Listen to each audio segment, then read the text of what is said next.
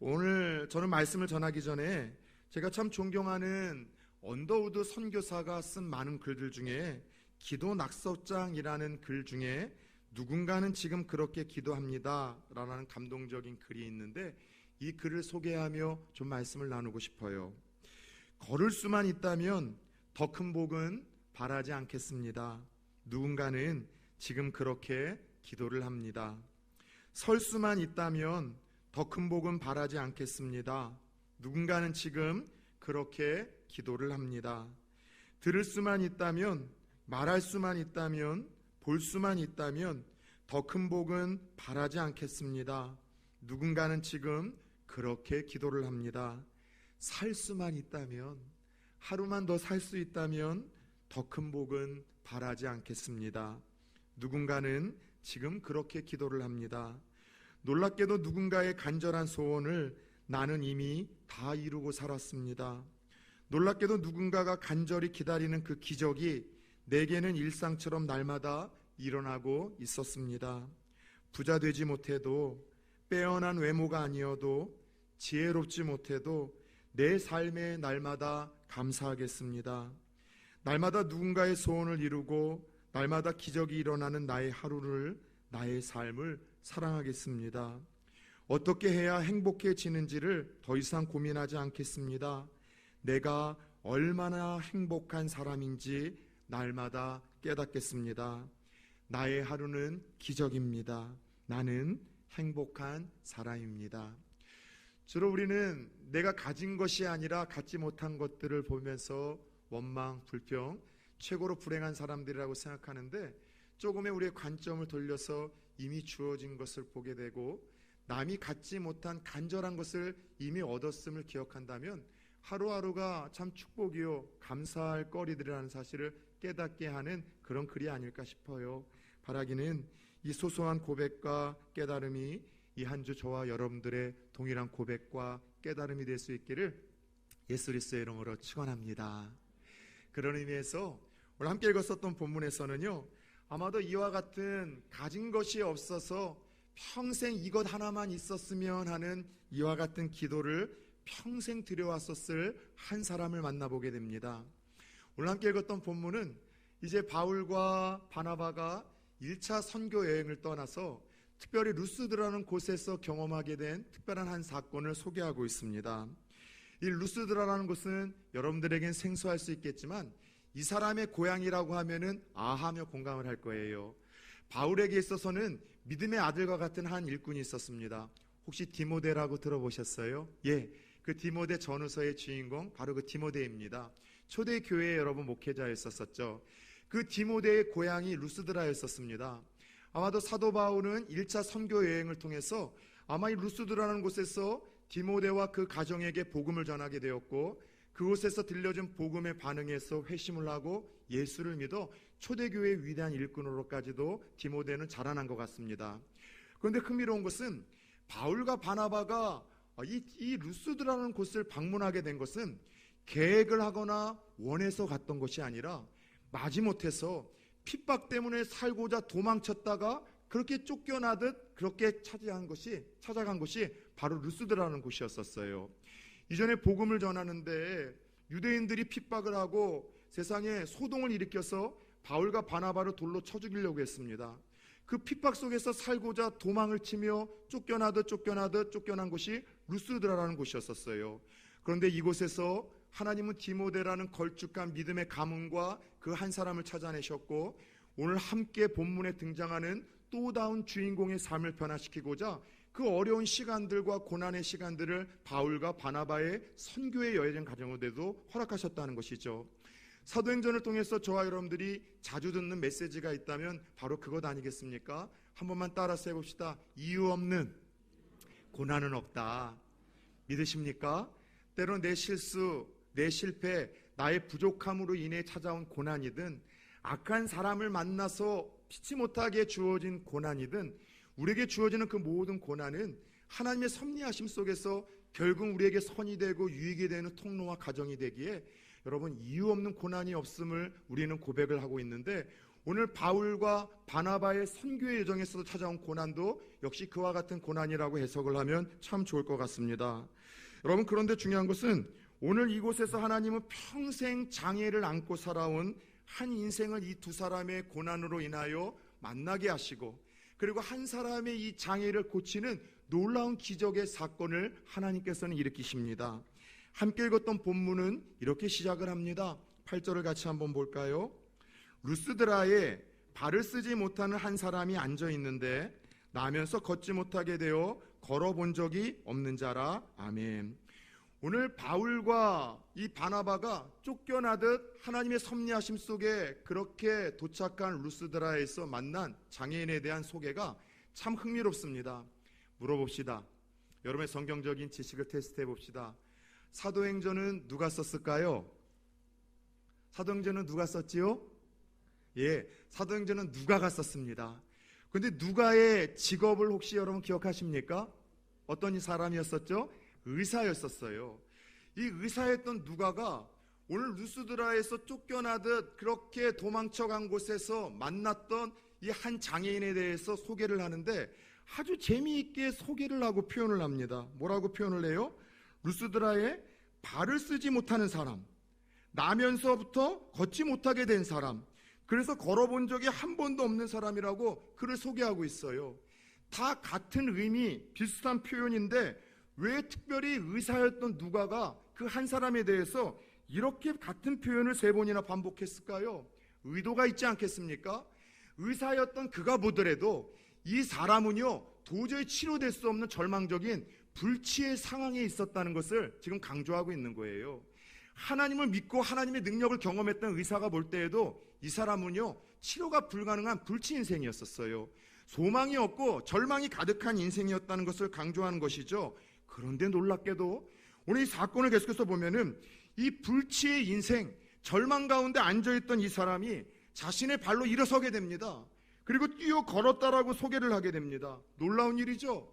그가 어떻게 이 불치의 상황을, 절망적인 상황을 딛고 일어나 걸을 수 있는 기적을 경험하게 된 것일까요?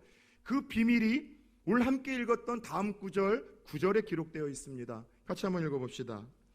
바울이 말하는 것을 듣거늘 바울이 주목하여 구원받을 만한 믿음이 그에게 있는 것을 보고, 그에게 무엇이 있었다고요? 따라서 해봅시다. 구원받을 만한 믿음. 예, 그가 여러분 불치의 병에서 일어나 그의 모든 삶의 문제로부터 자유로울 수 있었고 하나님의 기적을 경험하게 된 그 중요한 비결에 대해서 깔끔하게 정리를 합니다. 구원받을 만한 믿음이 그에게 있었기 때문이라는 것이죠. 그래서 바울은 그에게 그 믿음이 있었기에 그 구원받을 만한 믿음대로, 응답받을 만한 믿음대로, 하나님 앞에서 치료받을 만한 믿음대로, 자유롭게 될 만한 그 믿음대로 일어나라고 선포하는 순간 그가 절망의 자리에서 일어나 그 불치의 병에서 치료가 되어 기적을 경험하는 또 다른 주인공이 되었다고 소개를 하고 있어요. 그렇다면 이것이 우리의 질문이겠죠. 어떻게 이런 믿음을 소유할 수 있었을까요? 저와 여러분도 한 번쯤은 믿음에서 이런 믿음 갖고 싶지 않습니까? 하나님이 일하실 만한 믿음, 하나님이 내게 역사해 주실 만한 믿음, 기적을 체험할 만한 믿음, 내게 주어진 모든 상황은 앞을 보고 옆을 보고 모든 상황은 아무것도 보이지 않는 절망적인 상황이지만 그런 절망적인 상황에서도 하나님의 은혜로 일어서게 만드는 그런 믿음 한번 소유하고 싶지 않냐는 것이죠. 구원, 치료, 회복, 응답을 받는 믿음은 어떤 믿음이고 도대체 평생 불치의 병을 안고 절망의 자리에 앉았던 이가 어떻게 이 믿음을 소유할 수 있었던 것일까요? 첫 번째, 그가 말씀을 지속적으로 들었음을 오늘 누가를 통해서 하나님은 말씀하고 있습니다. 여러분, 그렇죠. 믿음은요, 신앙의 연수와 비례하지 않습니다. 다른 모든 기술들은 그 연수와 경험과 비례를 하죠. 오래 기술을 연마할수록, 실력을 연마할수록 더 기술과 능력이 능숙해집니다. 그런데 유독 영적인 세계에서는 이 동일한 법칙이 통하지 않는 거예요. 교회를 오래 다닌다고 더 믿음이 좋아집니까? 신앙생활을 10년, 20년, 30년 더 오래 했다고 해서 여러분 신앙이 더 좋아지고 깊어지고 인격과 삶이 변화되어집니까? 예, 가장 좋은 일반적인 예는 그런 결과가 나타나야죠. 그러나 우리는 이미 이 질문에 답을 가지고 있지 않습니까? 맞다. 신앙의 연수가 신앙의 성숙과 삶의 변화와 비례하지는 않는다는 것. 오히려 영적인 세계에서는 예수님이 이런 이야기를 하셨어요. 먼저 된 자가 나중되고 나중된 자가 먼저 된다. 우리 가운데도 그런 일이 있잖아요. 평생 모태신앙으로 10년, 20년, 30년 평생 교회의 뜰을 밟고 다녔지만 그분이 말하는 거 보면은 뭔가 어떤 문제에서 선택하는 것을 보게 된다면, 그분이 신앙적인 반응을 보면 저분이 정말 신앙이 있는 건가? 믿음이 있는 건가? 죄송하지만 부산초원교회는 하나도 없지만 다른 교회에서는 제가 그런 의구심을 가질 만한 사항들이 참 많았어요. 그런데 오히려 신앙의 백그라운드가 하나도 없는 분이 어느 뜻하지 않은 친구의 인도로 예수를 믿게 되었는데 그분의 신앙이 너무 아름답게 변화가 되는 거예요. 얼마 믿지 되지 않았는데도 그분이 하나님을 향한 그 순수함, 열정, 그분의 말하는 것, 표정, 눈짓 하나, 그분의 삶의 모든 자체들 속에서 예수의 향기가 나는 분들을 보면서 아하, 신앙의 연수와 신앙의 성숙과 진위 여부가 비례하는 것은 아니라는 것을 깨닫게 됩니다. 그런데 무엇이 이런 차이를 만드는가? 여러 이유가 있겠지만 죄송합니다. 주관적인 제 판단으로 보자면 무엇이 이런 신앙의 차이를 나는가? 그 중요한 공통점 중에 하나는 말씀에 대한 반응이 항상 있는 거예요. 들을 수 있는 귀가 있느냐 그에게 없느냐의 차이라는 것이죠. 왜냐? 들을 귀가 있으면은요 항상 믿음이 잘 자라요. 말씀을 잘 듣는 분들은요, 자주 듣는 분들은요 무언가 달라져요. 때로는 그 속도와 변화의 속도가 더딜지라도 중요한 거는 달라지고 변화가 되어진다는 것입니다. 그런데 말씀을 듣지 않는, 들을 수 있는 귀가 없는 분들은 신앙생활을 하면 할수록 갈수록 변화가 아니라 변질이 되어져요. 이상해지고 교만해지고 강박해지고 매너리즘에 빠지게 되고 고정관념을 갖게 되고 뭔가 이상하게 신앙이 오래될수록 영적인 발효가 있어야 되는데 이상하게 영적인 부패의 모습, 변질의 모습이 이상하게도 여러분들 되는 분들의 특징은 뭐냐면 말씀을 들을 수 있는 귀가 열리지 않았다는 것이죠. 왜냐하면 사람은 자주 듣는 것에 영향을 받기 때문이에요. 그런데 하나님의 말씀은 무엇입니까? 세상의 이야기들은 매일 죽이는 이야기, 여러분들 끔찍하게 누군가를 속인 이야기, 뇌물을 받은 이야기, 또 끊임없이 병이 확산되는 이야기, 이런 끔찍한 사고, 사건, 절망케 하고 우울케 하는 소식이지만 하나님의 말씀은 그게 아니잖아요. 그래도 하나님이 당신을 포기하지 않습니다. 그래도 하나님이 당신을 사랑합니다. 하나님 붙들고 있는 한 지금 이해할 수 없는 고난과 역경에도 하나님의 섭리하심이 있으니 삶을 포기하지 마십시오. 끊임없이 사람은 듣는 거에 영향을 받게 되어 있어요. 예전에도 그 작은 테스트 한번 했죠. 자, 고개를 펴세요. 저를 보시고 5번 저와 함께 마스크를 쓰고는 있지만 우리 한번 따라서 해봅시다. 닌자 거북이를 5번 따라해 보는 거예요. 시작. 닌자 거북이, 닌자 거북이, 닌자 거북이, 닌자 거북이, 닌자 거북이. 빨리 제가 묻는 질문에 답해 보십시오. 세종대왕이 만든 배 이름은 뭡니까? 네, 그죠? 근데 세종대왕님은 배 안 만드셨어요. 한글을 만드셨죠. 근데 왜 거북선이라고 생각하고 말았는 줄 아세요? 2가지 트릭이 있죠. 첫 번째는 닌자 거북이, 닌자 거북이, 닌자 거북이, 닌자 거북이 5번 해서 거북이라는 것은 연상이 되어지는데 무언가 이 질문에 함정이 있다는 생각에 여러분들 거북이가 아니라 거북선이라고 답한 거예요. 무슨 말인가 하면 사람은 어쩔 수 없이 듣는 거에 영향을 받게 되더라는 것이죠. 여러분 이 한 주 동안 주로 여러분들에게 들려진 소식은 어떤 소식이었었습니까? 여러분 신나게 하는 이야기였었습니까? 살만 나게 만드는 소식이었었어요? 하나님을 바라보게 만드는 이야기였었습니까? 아, 이 땅에서의 삶이 다가 아니라 영원한 세계가 있다라고 그 죽음 너머를 바라보게 만드는 그런 여러분 이야기였었습니까? 아니면은 끊임없이 여러분 죽이고 멸망하고 다 끝났다, 여러분들 이제 소망이 없다, 그런 소식이었었습니까? 사랑하는 여러분들, 말씀을 통해서 살리고 회복시키고 치료하고 믿음을 더욱더 굳게 만드는 이 은혜의 통로들, 주인공들 되어줄 수 있기를 예수 그리스도의 이름으로 축원합니다. 오늘 한 이 중풍병자는 절망 가운데 어느 날 찾아와 들려진 그 복음의 말씀을 듣기 시작을 했는데, 말씀을 들었다는 이 이야기가 여러분들 진행형이에요. 한 번 들은 것이 아니라 계속해서 듣고 지속적으로 듣고 있었음을 지금 이야기를 하고 있는 겁니다. 두 번째, 오늘 이 불치의 절망적인 이 한 장애인이 하나님의 능력을 경험하며 그가 자유로울 수 있었던 것은 말씀을 지속적으로 들었을 뿐만이 아니라 그 말씀에 집중을 했다라는 것을, 그래서 하나님으로부터 주목을 받았다라는 것을 우리는 조금 주시해야 됩니다. 말씀을 듣긴 듣되 집중하지 못하면은요 잘못 듣고 참 오해할 일들이 많아요.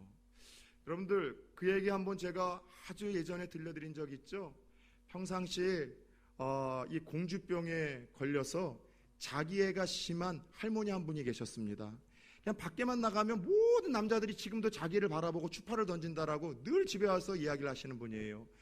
어느 날 이 할머니가 밖을 나갔는데, 여러분들 이 할머니와 동일한 속도로 젊은 친구가 이 용달을 끌고 오면서 자꾸 할머니에게 말을 걸더래요.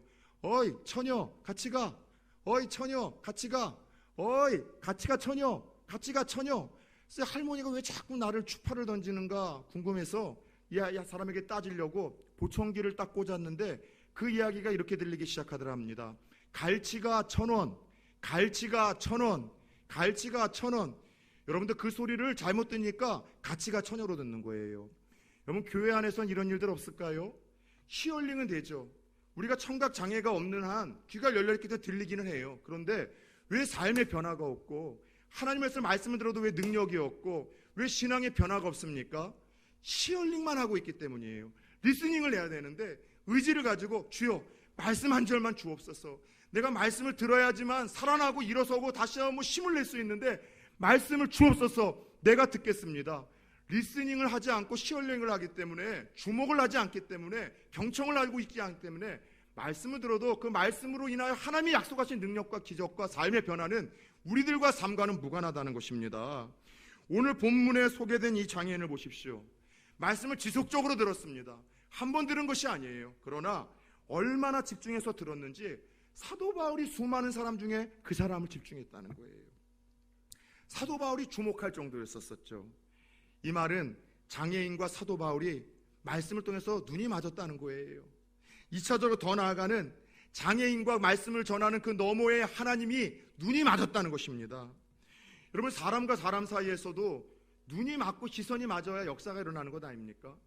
눈과 눈을 대면해서 이야기를 해야지 하는 말에 오해가 없고 잘 전달이 되는 법이고 마음의 진정성이 여러분들 느껴지는 것이고 참된 소통은 눈과 눈을 마주쳤을 때 여러분들 가능해요. 그래서 우리 청년들 잘 들으셔야 돼요.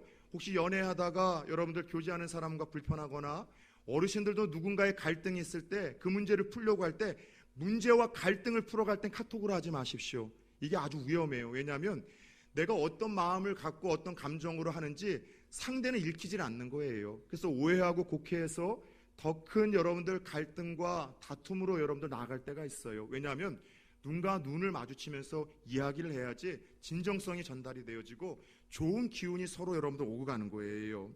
여러분들 남녀 사이에서도 눈과 눈이 맞아서 그래서 결혼해서 여러분들 뒤늦게 후회하는 것 아니겠습니까? 그런데 누군가가 나를 주목하기 시작하는데 좋은 의미에서 나를 주목하는 사람이 힘이 있거나 능력이 있다면 여러분 그 사람에게는 좋은 일이 일어나는 법이에요. 하나님과 우리의 관계에서도 마찬가지예요. 하나님이 말씀을 듣는 우리를 보며 경청을 하게 되었고 눈과 눈이 마주 하나님 우리를 주목하기 시작하는 인생이 된다면 우리에게 그 순간 좋은 일이 일어나기 시작해요. 말씀을 통해서 주목하기 시작할 때 하나님께서 좋은 것을 주시기 시작을 합니다. 한번 상상해 봅시다. 오늘 이 사도 바울의 설교를 들었던 사람들이 현장에 얼마나 많았겠습니까? 그런데 수많은 사람들이 기적을 경험한 것이 아니라 유독 그 가운데 불치의 인생, 가장 절망적인 사람 한 사람만이 기적을 경험했다라고 이야기를 하고 있어요. 왜요? 그 사람은 말씀을 들었을 뿐만이 아니라 말씀을 통해서 사도 바울과 눈을 맞추는 사람이었었어요. 그리고 더 나아가 그 너머에 그를 찾아오신 주님과 눈이 맞았기 때문입니다. 여러분 말씀에 주목을 하는 가장 좋은 방법은 말씀을 들을 때 기록하는 거예요. 제자훈련을 받게 되면은 30주 이상 꼭 해주는 숙제가 몇 개 있는데 그 중에 하나가 매주일 설교를 요약을 해서 듣고 그리고 자기의 느낌과 삶에 실천하고 적용할 것들을 해서 페이퍼 하나를 매주 받습니다. 그런데 참 재밌는 것은 이 제자훈련 1년이 끝나고 나서 무엇을 통해서 가장 은혜를 받았냐라고 물어보면 목사의 성경적인 가르침이라고 하면 참 좋으련만 3가지로 주로 은혜를 받아요. 첫 번째는 큐티 숙제. 날마다 큐티를 하게 만들거든요. 큐티를 통해서 하나님께서 음성을 주시고 믿음이 성장하고 삶의 변화가 있는 걸 체험했다는 간증을 하게 되고요. 또 하나는 성경 암송. 매주 2구절씩 성경 암송을 하는데 자기가 못 외울 줄 알았는데 돌머리에 새겨진 자신의 그 능력을 보면서 스스로 감탄을 하고 감동을 받는 거예요. 그리고 마지막으로 하나님의 말씀을 이 기록을 하면서 주의 깊게 듣고 그리고 그것을 과제물로 제출하기 위해서 다시 한번 정리를 하며 주중에 묵상을 하고 적용하는 가운데 하나님의 말씀을 통해서 자기 삶을 지배해가고 영향을 끼쳐가는 것에 대한 큰 간증들을 나눌 때가 참 많아요. 어제도 교육자 회의 때 우리 함께 찬양하고 말씀을 나누고 받은 말씀에 대한 감동을 교육자들하고 돌아가서 이야기를 하는데 정금현 전도사님이 뜬금없이 그 간증을 하시더라고요. 얼마 전서부터 설교를 들을 때 이 설교를 적는 것을 이제 하기 시작했는데 말씀이 더 깊게 들리고 은혜롭게 들리고 너무나 이 크게 또 아름답게 들린다는 이야기를 하며 이 적는 습관을 다시 가니까 너무 좋다라는 이야기를 어제 들려주시는 거예요. 그런데 여러분, 설교에 집중하고 말씀에 집중하는 방법은 말씀을 이처럼 기록하는 것도 있지만 더 좋은 방법이 있어요. 설교자와 눈을 맞추는 거예요. 여러분들, 이 권면에 부산 초원교회 성도님들한테 저는 좀 죄송합니다. 제 눈이 너무 적어서 이기적인 눈이라 누구를 보고 있는지 몰라서 눈을 못 맞추는 분들이 있잖아요. 근데 눈을 안 맞추면은요, 저는 여러 가지 상상의 나라를 펼쳐요. 저분이 나를 엄청 싫어하는가? 그래서 내 꼴을 보기 싫어서 말씀 시간에도 바닥만 보고 있는 건가? 그게 아니면 저분이 나를 너무 좋아해서 내 뒤에서 광채가 나서 모세가 하나님 만나고 나서 그 얼굴에 광채가 나서 못 봤던 것처럼 그래서 못 보는 건가? 여러 가지 생각 때문에 저하고 눈을 맞추지 않는 우리 성도님들 때문에 제 설교가 조금 은혜가 떨어져요, 여러분. 그런데 여러분, 중요한 것은요, 이거예요. 설교자와 눈을 마주치는 것도 여러분들 하나님의 말씀에 주목하고 큰 은혜와 믿음이 여러분 주어지는 통로가 되는데, 제가 하고 싶은 이야기는 이거죠. 말씀에 집중하는 가장 좋은 방법은 그 설교자 너머에서 나를 찾아오셔서 내게 말씀하시는 그 하나님과 영적인 시선을 맞추는 것, 눈을 맞추는 것, 이것이 말씀에 주목을 하게 되는 것이요, 말씀을 집중하게 되는 것이요, 그래서 하나님의 은혜를 말씀을 통해서 경험하게 되는 가장 아름다운 방법과 통로가 된다는 사실을 여러분 잊지 않으셨으면 좋겠어요. 오늘 한번 생각해 봅시다. 이 장애인이 사도 바울과 눈을 마주쳐서 여러분들 기적이 일어났습니까? 사도 바울이 무슨 능력이 있고 무슨 힘이 있겠습니까? 그것이 아니라 환난과 핍박을 통해서 이 장애인 하나를 만나시기 위하여 그쪽으로 몰아내신 하나님, 그리고 그 말씀의 자리에 장애인을 이끌어 주신 하나님, 말씀을 통해서 마음의 문을 열고 하나님의 그 음성을 듣게 하신 여러분 그 하나님과 장애인이 눈을 마주쳤다는 것이에요. 오늘 그 이야기예요. 사랑하는 여러분들, 말씀을 들을 때 저하고 눈을 마주치시기를 축원합니다. 그래야 좋은 기운도 있고 여러분의 영적인 상황과 기도의 제목과 느낌도 건강도 제가 알게 되고, 더 나아가 여러분들에게 더욱더 은혜로운 말씀을 전할 수 있다는 사실을 기억하십시오. 그러나 여러분들, 더 중요한 건 그거예요. 부족한 설교자의 눈을 맞추는 것, 그게 뭘 중요하겠습니까? 여러분들, 연약하고 보잘것없고 형편없는 설교자 제 너머에서 여러분 그런 저를 통해 여러분들에게 말씀하시고 여러분들에게 속삭이시는 하나님과 눈을 마주칠 수 있는 영적인 감각과 채널이 회복되어질 수 있기를 예수의 이름으로 축원합니다. 부족한 자를 통해서 지금도 여러분에게 찾아오셔서 각각 주어진 여러분의 상황 속에서 여러분이 들어야 될 필요한 말씀을 들려주시는 하나님과 눈을 마주칠 때, 그때 믿음이 발생하는 거예요. 그때 믿음이 성장하는 거예요. 그때 회개하고 돌이키고 더 가치 있는 것이 무엇인지를 깨닫고 발견하게 되더라는 것이죠. 특별히 제 설교의 스타일이 그냥 여기저기서 그때그때 감동을 받은 말씀을 가지고 전하진 않잖아요. 왜냐하면 그러면 목사가 상황에 따라서 말씀을 이용할 수 있는 위험성이 있기에 저는 그냥 성경 처음서부터 끝까지 그렇게 다 가르치잖아요. 새벽에도 수요일날에도 주일에도. 왜냐하면 그게 성경 공부이고 그게 훈련이기 때문이고, 또 하나 그렇게 해야지만 때로는 여러분이 듣기 원하는 주제의 말씀도, 목사가 여러분들에게 설교하기 되게 힘든 그런 오해받을 만한 말씀도 하나님이 그 순서에 따라 하라고 하셨기 때문에 담대히 하게 하는 거예요. 그런데 오늘 공예배를 통해서 끊임없이 말씀을 듣지 아니하고, 여러분들 제가 지난주에도 이야기를 했죠. 인터넷 설교 쇼핑을 하게 되면은요, 어떤 일이 벌어지는 줄 아세요? 내가 부족한 거에 대해서는 여러분 그런 것에 찔리는 말씀들과 본문을 보고서 피해가요. 내가 하나님 앞에 예물을 드리는 거나 헌신하는 거에 늘 여러분 부족함이 있다면 그쪽과 관련된 말씀과 주제와 본문 한 10년 믿으면 대충 알거든요. 그런 말씀을 안 들으려고 해요. 내가 늘 하나님 앞에 범죄하고 죄 짓잖아요. 그러면 돌이키거나 회개라는 말씀들은 안 보려고 해요. 그저 용서, 은혜, 사랑을 듣다 보니 그 믿음의 성숙과 여러분 건강성이 균형 있게 자라겠냐는 것이죠.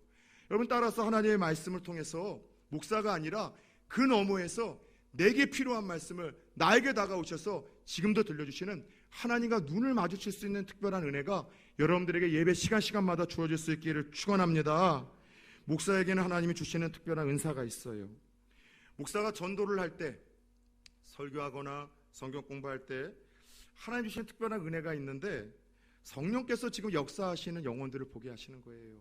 여러분, 이 자리에 100명도 안 앉아있지만 수백 명이 앉아서 다 보여요. 아하, 스폰지처럼 지금 저분이 하나님의 은혜를 빨아들이고 있구나. 성령께서 저 친구의 마음의 문을 열고 있구나. 지금 저분의 삶의 영적인 수술을 하고 있구나. 아, 저분이 지금 딴 생각, 지금 공상의 나래를 펼치고 지금 여행하고 있구나. 말씀을 의도적으로 지금 튕겨내고 있구나. 다 보여요. 그런데 그 시간에 성령께서 특별히 말씀을 들을 때 그 마음의 문을 여시고 은혜를 주시는 분들을 볼 수 있는 눈이 있어요. 그래서 특별히 제가 여러분들 집회 같은 데를 한 2박 3일 정도 가게 되면은요, 모든 집회에서는 하지는 않습니다. 너무나 힘들기 때문에. 그러나 마지막 날 특별한 어떤 청년들 집회나 청소년 집회에서 말씀에 대해서 반응하는 성령의 역사하심이 보일 때는요, 바로 여러분들 기도회와 더불어 안수 기도를 하면은요, 그때 정말 방언의 은혜나 신비롭게 하나님을 체험하는 기적의 역사들이 얼마나 많이 일어나는지 몰라요.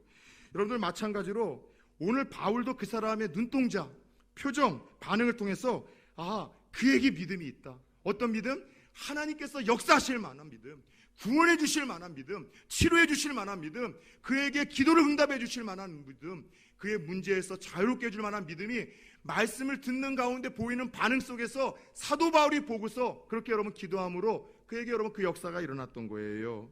여러분들, 저는 이런 생각을 했어요. 그날 사도 바울이 좀 어떤 설교를 했을까요? 유초의 복음인데 3절을 보니까 은혜의 말씀을 전했대요. 복음의 말씀, 예수 이야기한 거예요. 예수님이 우리를 사랑하셔서 이 땅에 오셔서 십자가에 대신 물과 피를 흘리고 죽으셨다는 것, 그리고 그분이 다시 부활 승천하셔서 오늘 우리를 찾아오시고 우리를 만나시고 우리의 삶의 소망을 주신다는 그 이야기를 들은 것입니다. 그런데 그 말씀을 들었을 때 장애인은 너무나 큰 충격을 받았을 거예요. 왠지 아세요? 자신은 평생 하나님에게 저주를 받아서 그런 불치의 삶을 살고 있다고 확신을 했거든요. 자신의 삶은 더 이상 가치 없고 쓸모없다라고 확신을 했거든요. 자신의 삶에는 아무 소망이 없다고 생각을 했거든요. 그런데 버림받고 저주받고 아무 소망이 없는 쓸데없는 자신의 삶을 위해서 그 하나님의 아들이 이 땅에 오셨고 그분이 자신을 위해서 죽으시고 부활하셔서 자신의 삶을 회복시켜 주셨다는 이 메시지에 그 순간 이런 마음이 들지 않았을까요? 아하, 하나님이 나같이 쓸모없는 사람도 사랑하시는구나. 나같이 버림받은 인생도 소망이 있구나. 그 하나님이 나를 사랑하신다면, 원하신다면 나도 이 문제로부터 자유로울 수 있지는 않겠는가? 내 삶을 그분께서 치료해 주시지 않겠는가는 이 믿음이 생기게 되었던 것이죠. 그래요, 로마서 10장 17절 말씀을 기억하십니까? 따라서 해봅시다. 믿음은 들음에서 나며 들음은 그리스도의 말씀으로 말미암느니라. 그래요, 하나님의 말씀을 들음으로 주목함으로 그에게 믿음이 생겨났던 것이죠. 영적 아비로 여러분들에게 두 가지 권면을 드리겠습니다. 말씀을 자주 들으십시오. 세상 이야기는 죽이는 이야기, 낙심시키는 이야기, 나만 실패하고 뒤처진 그런 사람으로 느끼게 만드는 이야기지만, 내가 얼마나 다른 사람과 비교해서 가난하고 못 배우고 형편없고 나이 많고 부족한 사람인지에 대한 이야기지만, 하나님의 말씀은 끊임없이 저와 여러분들에게 소망이 있다는 거예요. 하나님이 그럼에도 불구하고 저 여러분을 포기하지 않는다는 거예요. 하나님을 붙든다면 그분 안에서 우리에게는 얼마든지 소망이 있다는 것이 하나님의 음성입니다. 하나님의 말씀을 자주 듣기를 축원합니다. 어떻게 자주 들을 수 있습니까? 여러분, 좋은 방법은 예배를 자주 참석하는 거예요. 벌써 운동을 시작한 지 이제 3년이 넘었습니다. 세상에 저도 빠질까 싶었던 그 뱃살이 다 빠졌어요. 그리고 3년 정도면 이제는 요요 안 하고 잘 관리하는 것 아니겠습니까? 몸도 이제 제법 예뻐요. 저희 가족은 지긋지긋하고 맨날 좀 벗고 다니지 말고 입고 다니래요. 근데 저는 몸이 너무 예쁘니까 요즘에 벗고 다니면서 제가 스스로 지금 도취에 빠져 있어요. 근데 여러분, 한번 물어봅시다. 헬스장에 3년 동안 제가 꾸준히 늘 그 시간에 가니까 참 많은 사람들이 왔다 가는데, 계속해서 제가 3년 동안 초반서부터 함께 했던 사람들은 몇 명이 없어요. 여러분들, 한 달에 한 번 일주일에 한 번 운동하는 사람과 여러분 일주일에 꾸준하게 매일같이 조금씩이라도 운동을 하는 사람과의 몸과 건강 상태와 변화가 같을 수가 있겠습니까? 여러분, 이 질문에 아니라고 이야기를 한다면 영적인 세계는 어떨까요? 일주일에 한 번, 한 달에 한 번, 그것도 여러분 주일날 30분의 이 설교를 듣는 분과 그나마 그래도 한 번 더 와서 말씀을 듣고 새벽에도 한 번 더 와서 주의 말씀 앞에서 내가 머리를 조아리고 수요일날에도 오후에도 말씀을 한 번 듣는 사람과의 영적인 성숙과 건장과 하나님을 향한 그 믿음이 어떻게 상식적으로도 같을 수가 있겠냐는 것이죠. 그럼에도 불구하고 우리는 믿음이 자라기를 원해요. 성숙하기를 원해요. 세상에서 최고로 멍청한 사람은 똑같은 일을 반복하면서도 내일은 내 삶에 무언가 달라지기를 원하는 사람이 가장 멍청한 사람이라고 하는데, 혹 하나님 모실 때 우리는 영적인 이런 멍청한 욕심을 내고 있는 사람들은 아닙니까? 여러분, 모든 공예배를 통해서 말씀을 꾸준히 들을 때 그것이 성경 공부요, 훈련이요, 내게 말씀하시는 하나님의 음성을 듣는 나를 변화시키시는 능력이 되는 줄 믿습니다. 두 번째 권면은 집중해서 들으십시오. 히어링이 아니라 리스닝을 해야 됩니다. 건성으로 듣는 척만해서는 5년, 10년, 20년 교회를 다녀도 예배자리에 앉아있어도 아무런 삶의 변화가 없습니다. 주님께서 저와 여러분의 말씀 듣는 태도를 보실 때 가난에서 구원받을 만한 믿음을 보시고, 말씀을 듣다가 질병에서 구원받을 만한 믿음을 보시고, 말씀을 듣는 표정을 보면서, 표현을, 모습을 보면서 우리의 삶의 문제에서 구원을 받을 만한, 축복하실 만한 믿음을 찾아낼 수 있는 또 다른 주인공들이 되어지기를 예수의 이름으로 축원합니다. 끝으로 말씀에 즉시로 온전히 순종할 때 불치와 절망의 자리에서 일어서는 하나님의 능력과 은혜를 경험하게 됩니다. 바울이 그의 믿음을 보았죠. 큰 소리로 선포합니다. 일어나 걸으라. 무슨 의미입니까? 예수님이 하셨던 것처럼 내 믿음대로 될지라는 거예요. 내 믿음대로 놓이고 내 믿음대로 응답되고 내 믿음대로 하나님의 도움을 받을 거라는 것이죠. 그리고 이 말씀 앞에 앉은 뱅이는 계산하지 않습니다. 지금까지의 불치에 자기의 절망스러운 상황들을 떠올리지 않습니다. 그저 순종합니다. 일어서게 되었고 뛰게 되었고 기적이 일어났습니다. 그런데 잘 보세요. 나아서 납득이 되고 이해가 돼서 일어난 것이 아니라 일어섰더니 나았다는 것이죠. 다시 말해 말씀에 순종했더니 기적이 일어나고 그 불치의 병이 회복이 되어지고 치료가 되어지는 은혜가 임했다는 것이죠. 하나님 역사하심이 항상 그래요. 하나님은요, 밀당의 고수인 것 같아요. 항상 우리는 이렇게 이야기를 하죠. 하나님 복 주시면 순종하겠습니다. 여유 주시면 그때 하나님 헌신하겠고, 하나님 이런 은혜를 주시면은 그때 내가 이렇게 걸어가겠습니다. 하나님 이 길에 대한 확신을 보여주시면 내가 믿음으로 순종하겠습니다. 항상 우리의 방법은 이거죠. 근데 하나님은 일관성 있게 이야기를 하세요. 신앙은 이해나 납득이 아니다. 다 이해할 수 없어도 보이지 않아도 약속에 대한 신뢰, 그 말씀을 주는 나에 대한 신뢰를 가지고서 전적으로 나아가는 것, 그게 신앙이기에 너희가 순종하면 기적을 보여주겠다. 순종하면 은혜를 주겠고, 순종하면 역사하겠고, 순종하면 너에게 나의 살아계심을, 나의 하나님 되심을 보이겠다고 하나님 말씀하십니다. 하나님은 지금도 우리에게 말씀하세요. 예배 잘 드려라, 기도해라, 죄를 끊어라, 헌신하라. 그런데 우리는 핑계만 댑니다. 하나님 지금 시간이 없어서 안 돼요. 물질이 없어서 안 돼요. 내 남편 때문에 안 돼요. 자녀 아이들이 어려서 안 돼요. 이래서 못하고 저래서 못하고 이래서 헌신을 못합니다. 그러니 하나님이 역사하실 기회가 없어요. 풀무불에 순종하며 들어가야지 그 불타는 맹렬한 불 속에서도 머리털 하나 상하지 아니하고 우리를 사로잡고 있는 모든 여러분 밧줄을 끊어내시는 하나님을 경험하는 것 아닙니까? 순종하고 기도하고 예배드리다가 사자 굴에 던져줘 봐야지 그 사자의 입을 막으시면서 우리를 보호하시는 생명의 주인 되시는 하나님을 경험하는 것 아닙니까?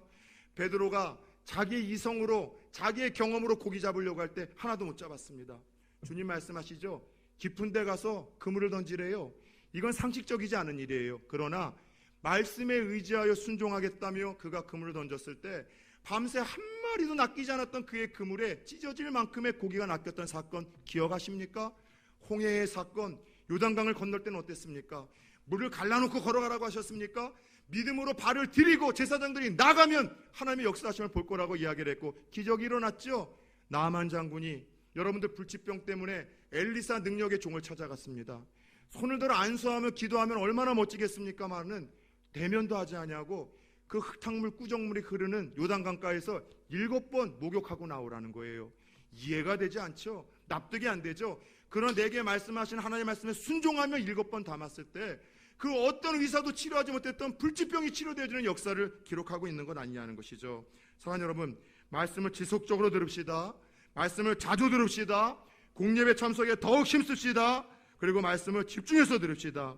주신 말씀에 즉시로 순종하세요. 주시는 말씀에 감동이 있을 때 믿음으로 반응하십시오. 하나님의 살아계심과 역사하심을 여러분들에게도 보이실 겁니다.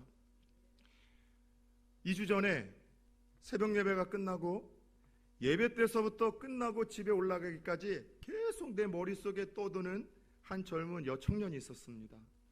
집에 가서도 침대에 앉았는데도 누웠는데도 계속해서 그 아이가 생각이 나는 거예요. 그런데 한 새벽 6시 반, 좀 일찍 시작하는 분들에게는 아침이라고 해야 될까요? 그 6시 반에 전화가 왔어요. 늦은 밤이나 아주 일찍 오는 전화들은 대부분 저를 깜짝깜짝 놀라게 만드는 전화들입니다. 그런데 그 전화가 누구의 전화였게요? 지금 제가 생각했던 아이가 아니라 생각을 하고 있는 그 친구부터 전화가 온 거예요. 요즘에 가끔씩은 제가 영빨 있는 목사인 것 같아요. 길을 가다가도 갑자기 우리 권사님 생각이 나서 전화를 드렸더니 바로 수술 전이라고 이야기를 하고요. 또 딱 갔더니만 죄송합니다. 우리 김수진 집사님 우리 엊그저께 만났잖아요. 제가 그날 마트를 가면서 김수진 집사님 만날 것 같은 마음이 너무 확신이 드는 거예요. 근데 김수진 집사님이 딱 그 문 앞에서 기다리는 거예요. 요즘에 제가 여러분 좀 영빨이 있는 목사인 것 같아요. 근데 그날도 생각하고 있던 그 딸내미가 전화를 한 거예요. 전화는 그거예요. 제 둘째 누님의 여러분들 조카입니다. 딸입니다. 한번 이야기를 했죠. 아픈 손가락이에요. 저희 가정에는. 둘째 누님은 어려서 소아마비를 앓으셔서 다리를 젖히고 그 장애 때문에 평생 힘들게 살아오셨다. 뒤늦게 그 모든 걸 끌어안아줬던 좋은 매형을 만나 아주 힘들게 일한성 쌍둥이를 낳았어요. 근데 그 매형이 아이들 두돌도 되기 전에 세상에 심장마비로 갑자기 이 세상을 떠나게 되었고, 엄마는 강하다고 하죠. 아이들 키워내려고 장애 때문에 그 소극적인 성격 때문에 누구와의 눈을 못 마주치는 누님이 그렇게 이제 삶의 전선에 들어가 이 아이들을 잘 키워냈습니다. 20대 초반까지 아이들이 가난하고 좀 힘들었지만 믿음 안에서 아주 예쁘게 잘 자랐어요. 그 중에 머스마 녀석이 군대 가려고 검사를 맡았는데 좀 몸이 이상이 있다고 해서 본인도 자각을 못했는데 큰 병원에 가라고 했더니 암이었습니다. 수술을 했어요. 그리고 수술을 하고 나서 쌍둥이라 유전적인 것 같아서 자각은 없지만 둥지에게도 있을 수 있다고 해서 검사를 했는데 똑같이 암이라 수술을 했어요.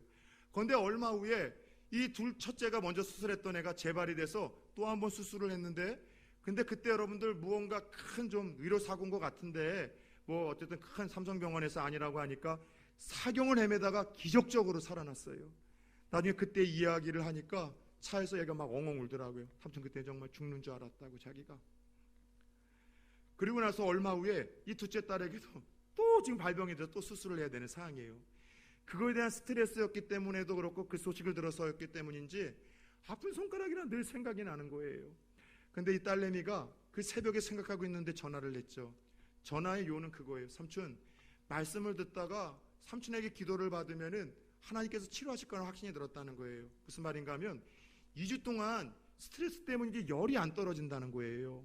병원에 갔는데도 왜 열이 안 떨어지는지 큰 병원에서도 모른다는 거예요. 그냥 스트레스 때문에 그런 것 같다고 하고 해열제를 주는데 그것도 자기가 너무 이제 힘든 거예요. 그런데 계속해서 영상 우리 예배와 설교를 들으면서 삼촌에게 기도를 받고 싶다는 그 생각에 그 감동에 그 새벽에 전화를 한 거죠. 그 믿음이 있음을 보고 저도 치료하실 거라는 확신이 들더라고요. 그리고 수학의 너머에 함께 믿음으로 기도했어요. 그리고 한 이틀 지나서 전화를 했죠. 정말 거짓말 안 하고요. 뻥치는 거 아닙니다. 깨끗하게 치료가 됐다는 거예요. 그리고 얼마 전에도 전화를 했는데 깨끗하게 치료가 됐다는 거예요. 말씀을 듣다가 감동이 있으십니까? 하나님께서 내게 주시는 믿음을 불러일으킬 때가 있습니까? 자주 듣고 집중해서 듣는데 내 감동을 주십니까? 납득이나 이해하지 마시고 순종하십시오. 하나님의 살아계심이 여러분들에게 보일 줄 믿습니다. 사랑하는 여러분, 이 한 주도 말씀을 지속적으로 듣고 자주 듣고 그래서 공예배 참석에 더욱 힘쓰고 집중해서 듣고 주신 말씀에 순종함으로 믿음과 변화와 기적을 일으키는 이 살아계신 하나님이 나와도 상관이 있는 하나님이 될 수 있음을 간증할 수 있는 또 다른 주인공들 되기를 예수 그리스도의 이름으로 축원합니다.